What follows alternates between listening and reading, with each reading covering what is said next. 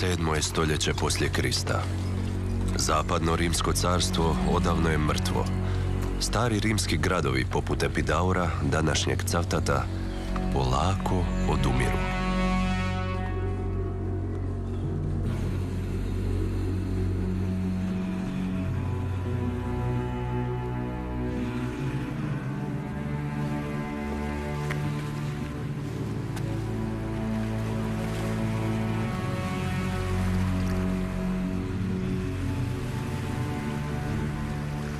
Dio stanovnika ovog antičkog grada naseljava se na obližnjoj stijeni Raguzi, podno strmih obronaka Srđa. Na tom mjestu već postoji bizantska utvrda s crkvom i vojnom posadom. Već 667. godine anonimni kozmograf iz Ravene piše: Epidaurum idest Ragusium Epidaur. To je Raguze. Na stijeni nad morem polako se razvija gradski život. Rađa se Dubrovnik.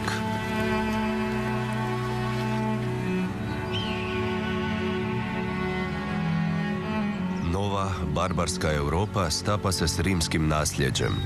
Moćna dinastija Karolinga ujedinjuje gotovo cijelu zapadnu Europu u jedan političko-vjerski sustav. Na istoku je žarište antičke kulture ostao Konstantinopol, najveći grad tadašnjeg svijeta. Dva carstva početkom 9. stoljeća dijele Europu na zapadni, franački dio, te na istočni, bizantski. Dubrovnik svoja prva stoljeća proživljava pod bizantskom vrhovnom vlašću. Krajem 10. stoljeća papa uzvisuje dubrovačkoga biskupa na čast nadbiskupa. Unatoč gotovo pola tisućljeća izravne bizantske vrhovne vlasti, Dubrovnik će uvijek ostati duboko rimokatolički.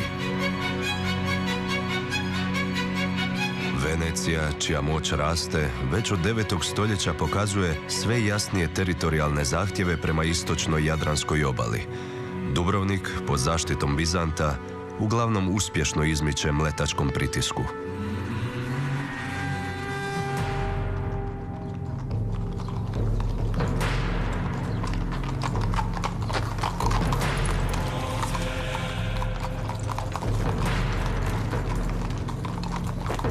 No početkom 13. stoljeća Zapad pokreće 4. križarski rat. Križari, uz obilnu pomoć venecijanske flote, zauzimaju bizantsku prijestolnicu Konstantinopol.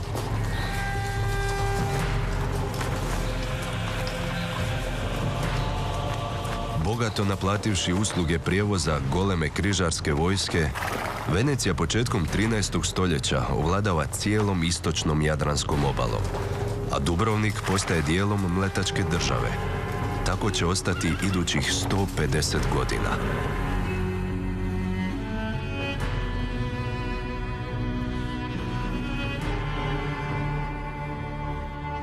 Usprkos neprekidnom i uglavnom opravdanom dubrovačkom nezadovoljstvu mletačkim vrhovništvom, Venecija daje ključni pečat uspostavi dubrovačkih institucija i kulture.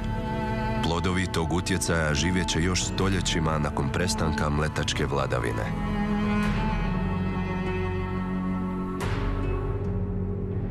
S prvim desetljećima 14. stoljeća počinje uspon moćne dinastije Anžuvinaca. Ludovik Anžuvinac, koji je zavladao i Ugarsko-hrvatskim kraljevstvom, sredinom 14. stoljeća uspijeva privremeno prekinuti mletačku prevlast nad istočnim Jadranom. Zadarskim mirom iz 1358. hrvatsko-ugarski kralj postaje suveren istočno-jadranske obale.